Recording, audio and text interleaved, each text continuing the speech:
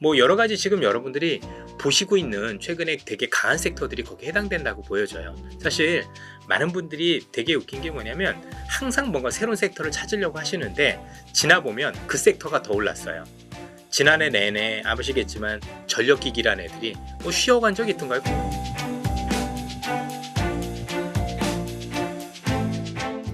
올해 초반에는 좀 다른 흐름을 보였어요. 미증시가 조정받을 때 국내 증시는 전 세계 증시 상승률 1위를 기록을 했죠.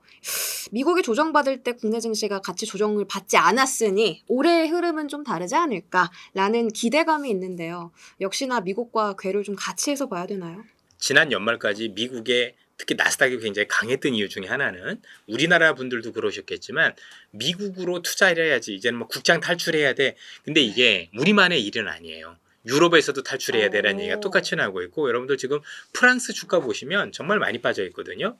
그리고 다른 국가들에서도 왜냐면 보니까 AI야. 그럼 AI는 미국이 제일 잘하는데 두 번째는 야 트럼프 들어왔는데 트럼프가 제일 잘할 거 아니야. 그럼 미국에 투자하는 게 훨씬 더 유리하겠지라고 해서 글로벌 역사상 가장 많은 돈들이 미국 시장에 엄청나게 들어갔어요. 그런데 여기서 중요한 게 뭐냐면 그렇게 들어간 돈들은 트럼프가 어마어마하게 강력할 것이다라고 해서 들어갔는데 만약에 트럼프 집권 이후에 이건 이제 상황을 봐야 되겠지만 트럼프가 쓰는 정책이 큰 방향은 맞는데 큰 방향은 맞는데 뭔가 정책을 쓰는 것들이 우리가 우려했던 것보다는 아닐 수도 있잖아요. 그러면 시장에서는 우리가 트럼프에 대한 기대가 너무 과도했는데 이런 생각이 들게 되면 돈의 흐름이 약간 환류가 됩니다. 뭐 미국은 좋은 건 알겠는데 그 정도는 아니니 야 그것 때문에 굉장히 손해를 봤던 우리가 신흥국을 다시 찾아봐야 되지 않을까? 그러면 그런 것과 관련된 미국 증시 조정은 한국과 다르게 움직일 수 있죠. 한국은 올라가고 미국은 쉬어가는 흐름. 근데 이제 미국이 급락하고 이런 흐름은 아닐 거니까 그렇게 볼 수는 있지만 뭔가 근본적으로 금리가 굉장히 급등해서 같이 빠지는 건 그건 어쩔 수 없고요. 그런 부분들이 아니라 앞서 말씀드렸었던 트럼프에 대한 기대가 너무 과도했는데 그게 일정 부분 되돌려지는 미국의 조정이라면 한국 시장은 미국과는 다르게 움직일 수 있다라고 저는 판단을 합니다. 그러면 지금 국내 증시의 저밸류 인식이 강하니까 지금 구간에서 매수도 접근도 가능하다라고 보세요?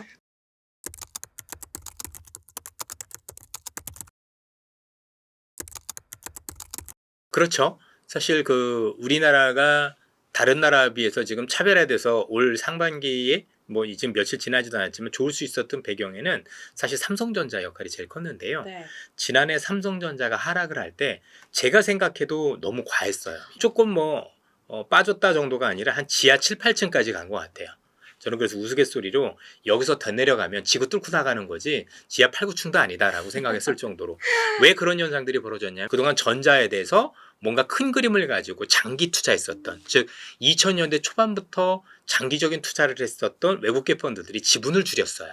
근데 이 친구들은 워낙 많이 번 거죠. 그렇죠? 지금 수십 배 이득이 있기 때문에 얼마에 팔아도 괜찮은 사람들이에요. 그러다 보니 뭐냐면 예를 들어서 내가 10% 들고 있다라면 10%에서 한 5%는 줄여. 그래서 이 퍼센트를 줄이거든요. 퍼센트를 줄이면 가격 안 보고 줄이는 거예요.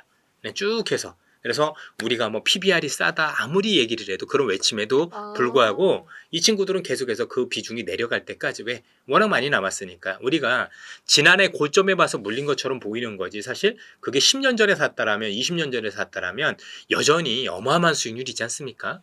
가공할 만한 수익이기 때문에 그들 입장에서 팔고 나가는 게 별로 그렇게 나쁘지 않은 선택인 거죠. 뭐 이 정도면 충분히 됐다라고 생각을 하고 다른 대안을 찾는 형식에서 그런 건데 앞서 말씀드렸지만 그 과정 속에서 퍼센트로 줄이다 보니 그 퍼센트 줄일 때는 가격 안 보고 줄인다. 그러다 보니 삼성전자가 실제 요즘 어려운 건 맞지만 그 어려운 걸 감안해도 너무했다 싶을 정도로 주가가 내려왔던 거고요. 당연히 전자가 저렇게 주가가 내려오니까 이제는 미국에서 반도체주 빠질 때도 전자가 안 빠지는 이유가 그런 거예요. 뭐 마이크론 테크놀로지 아마 지난해 연말에 19% 하나 빠진 날이 있었는데 그날 삼성전자는 1% 빠졌어요. 왜 그럴까요? 나는 이미 다 반영했는데 뭐 그것까지 반영해야 돼. 이런 것들이겠죠. 그럼 바꿔 얘기를 하면 우리나라가 앞으로 삼성전자가 하락에 제한된다라고 보면 지수 조정도 사실 미국보다는 되게 양호할 가능성이 높다라고 판단할 수 있는 근거가 되기도 합니다. 오히려 매를 먼저 맞은 거네요. 그럼요. 먼저 맞아놓고 안 맞는 게 좋죠 그래도. 어차피 맞을 거면 야 먼저 맞아놓고 이제 하락은 어쨌든 바닥은 잡혔다라는 판단을 해주셨으니까 조금 그래도 올해는 안전하게 접근해도 되겠다 이런 좀 위안 주식이 안전하진 않는데 접근할 때 그래도 네, 그래도 바닥에 잡혀 있다. 조금 이제 네. 종목별로 움직일 때는 시세 연속성을 기대할 수 있겠죠. 혹시 그런 가능성이 있는 섹터도 있어요? 뭐 여러 가지 지금 여러분들이 보시고 있는 최근에 되게 강한 섹터들이 거기에 해당된다고 보여져요. 사실 많은 분들이 되게 웃긴 게 뭐냐면 항상 뭔가 새로운 섹터를 찾으려고 하시는데 지나 보면 그 섹터가 더 올랐어요. 지난해 내내 아시겠지만 전력기기란 애들이 뭐 네. 쉬어간 적이 있던가요? 거의 1년 내내 올랐고 방산도 1년 내내 올랐어요.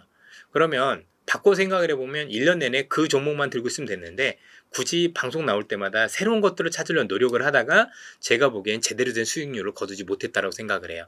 조금 시장을 볼 때는 복잡하게 생각하시는 것보다는 조금 더 단순하게 시장을 보시면 오히려 더 유리해질 수도 있다고 저는 생각을 하는데 지금도 여러분들이 알고 계신 게 다일 가능성이 높아요. 그리고 그것들이 올해 더 좋을 수도 있는데 괜히 이제 최근에 좀 오르다 보니까 야 너무 많이 오른 거 아니야. 사실 이게 나중에 여러분들 혹시 10배가 그러면은 그때 샀어야 되는데 라는 얘기를 할 수도 있는 거잖아요.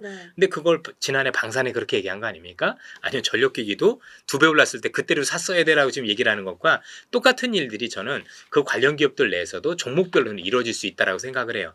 10배 오른다는 얘기는 아니라 뭔가 지금 오르고 있는 것들이 그래도 올해 시세를 볼 때 더 좋은 시세를 낼 가능성이 높은 거 아닌가라고 말씀을 드리는 겁니다. 갔던 섹터에서 시세의 연속성이 나올 수 있겠다. 가까운 데서 답을 찾자. 알겠습니다.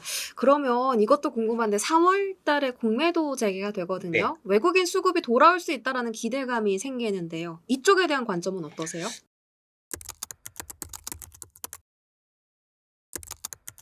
공매도가 만약에 재개된다라면 많이 들어오겠죠. 예. 근데 들어오는 게 우리한테 득이냐 실이냐 알 수는 없습니다만 나름대로 외국인들이 들어올 수밖에 없는 이유는 뭐냐면 글로벌 시장에서 지금 펀드의 흐름을 보셔서 아시겠지만 지금 그 펀드는 헤지 펀드라고 불리는 롱숏 펀드 또는 사모 펀드가 대세죠. ETF하고 요 세 개가 대세인데 그런데 글로벌 시장에서 가장 큰 주류인 그 헤지 펀드들이 활동하기 위해서는 사실은 공매도가 진행이 되어야 롱숏이 가능하기 때문에 진입을 할 수 있거든요. 그런데 만약에 그렇게 된다라면 어쨌든 우리 시장에 들어와서 이 친구들이 시장을 끌어내릴지 올릴지 알 수는 없으나 한국 시장에 대한 어떤 노크를 할 부분들에 대해서는 틀림없다라고 말씀드리고 싶습니다.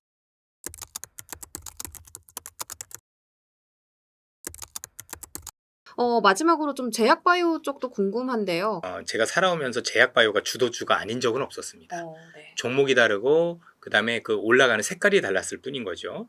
우리나라 제약바이오가 옛날에 비해서 그러니까 그 옛날이라는 게 한 4, 5년 전 그 이전에 비해서 훨씬 더 많은 경쟁력을 갖춰지는 게 제가 볼 때는 실력으로도 확인이 되는 것 같습니다. 유한양행도 우리가 알고 있는 것처럼 폐암 치료제를 항암 치료제라는 걸 우리가 개발했다는 건 이건 정말 대단한 건데 그 단순히 개발했다고 해서 오르는 게 아니라 개발한 걸 인정을 받으려면 글로벌 빅파마라고 불리는 해외에 있는 엄청난 유수의 제약사들한테 판권을 라이센스를 넘겨줘야 되는 건데 그 넘겨주는 게 시행이 되고 있는 기업들이 많아지고 있죠. 그 얘기인즉슨 이전에 비해서 우리나라에서 뭔가 신약 개발에 대한 실력이 있는 기업들이 검증이 되고 있고 많아지고 있다는 얘기가 되는 거니까 이런 어떤 실력이 검증되고 그 다음에 또 많아지고 있는 기업들은 제가 볼 때는 시장과 조금 무관하게 뭔가 큰 길을 가고 있다라는 생각을 하고 있고요.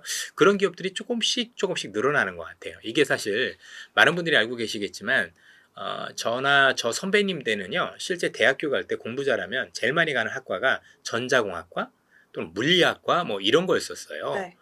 그래서 아마 삼성전자라든가 그런 기업들이 되게 좋은 걸 거고 지금은 누가 뭐래도 의대 아닙니까? 그렇죠? 저희 때라고 하니까 좀 그렇긴 한데 뭐 좀 제가 약간 연식이 있으니까 저희 때는 전 진짜 농담이 아니고 제가 다니는 학교의 학과였었으면 한두 개 정도 의대 빼놓고는 다 갈 수 있었어요. 뭐 진짜 그래서 지금의 의사 선생님들은 너무 훌륭하시지만 지금 뭐 저희 때 같이 다녔던 분들 중에서 뭐 학교로 이렇게 보면 제가 점수가 더 높았겠죠? 그렇죠? 네, 훨씬 더 공부를 잘했겠죠? 근데 이제 후회하고 있죠? 그때 의대 갈 걸. 뭐 그런 것들고. 하여튼 우리나라는 의사 선생님들이 저희 때도 그렇지만 굉장히 훌륭하세요. 근데 이분들이 조금 더 많이 훌륭해지셨고 또 우리나라 의사분들은 단순히 잘 고치겠다, 병을 고치겠다는 데를 꼭 넘어서는 분들이 많으세요. 이걸 어떻게 하면 더 환자분들께서 더 불편하지 않으면서 할 수 있나라는 얘기들도 많이 하시고 되게 좀 깨어있는 의사분들이 제가 볼 때는 많으시더라고요. 그러다 보니 이게 제약바의 어떤 성장과 맞물린 거 아닌가. 결국엔 그 당시에 유행하는 학과가 약간 시간이 지나면 우리나라의 경쟁력이 있는 산업으로 연결이 되더라라는 거고 그게 지금 발현이 되고 있다고 생각을 합니다. 지금이 발현 시기다. 그렇죠. 왜냐면 이렇게 한두 기업이 아니라 여러 기업들이 이렇게 글로벌 빅파마들한테 실력을 인정받는 사례가 드물거든요. 그러니까요. 예, 불과 한 5, 6년 전에는 한 기업도 없었어요. 네네. 그리고 맨날 다 정말 거짓말들이 너무 많았어요. 우리 할 수 있어. 근데 실제는 못했죠. 아닌 경우도 많았고. 근데 지금은 할 수 있었다라고 얘기도 안 하는데 실제 하고 있고 그리고 한 번도 아니고 여러 차례 하고 있고 그만큼 우리가 가지고 있는 제약바이오 기업들의 장점을 네. 의사분들이나 아니면 제약사 아니면 약을 연구하시는 분들이 정말 잘 아시는 것 같아요. 그래서 굉장히 존경스럽게 우리 산업을 많이 키워주시고 계시고 앞으로도 좀 잘해주셨으면 좋겠습니다. 저는 뭐 제약바이오 같은 경우는 종목별로는 언제나 주도주였다라고 보는 거고 지금도 뭐 JP 뭐 헬스케어 말씀 주셨지만 거기 컨셉에 부각되는 기업들이죠, 그죠? 앞으로 제약바이오는 이런 쪽으로 클 겁니다라고 하는 기업들과 관련해서 경쟁력 있는 기업이라면 뭐 지금도 저는 충분히 더 오를 가능성이 높다 이렇게 말씀드리고 싶습니다. 마지막으로 4분기 실적 시즌 앞두고 있어요. 상반기에 실적 베이스로 좀 투자할 만한 전략이 있을까요? 이 기업들의 실적이 지금 미국에서 높아진 밸류에이션을 정당화할 거냐를 우선 봐야 되겠죠. 정당화. 지금 비싸다라고 하는데 비싸다라는 건 실적에 비해서 너무 올랐지 않느냐라는 건데 네. 만약에 오른 만큼 실적이 나오면 비싼 게 아닌 거잖아요. 그럼 더 올라도 할 말이 없는 거니까 일단 거기에 대한 고민을 제일 먼저 했으면 좋겠다라는 말씀을 드리고요. 그리고 이제 항상 미국에선 중요한 게 지금 실적도 중요하지만 향후 어떻게 될 겁니다라는 가이던스를 주거든요. 네. 이 가이던스에 따라서 우리의 명함이 달려 있겠죠. 예를 들어서 뭐 엔비디아가 있는데 올해 지금까지 좋았는데 다음 분기에 훨씬 더 좋을 거예요 라고 하면 우리나라 하이닉스라든가 이런 기업도 더 많이 달려가지 않겠습니까? 네. 그렇죠. 충분히 어떤 복제가 될 수 있는 거니까 그래서 그런 부분들을 살펴보고 나서 우리 기업들을 내가 어떻게 가져가야 될지 그 다음에 비싸다란 논란을 잠재울 수 있을지 이런 어떤 포인트들을 잡아보셨으면 좋겠습니다.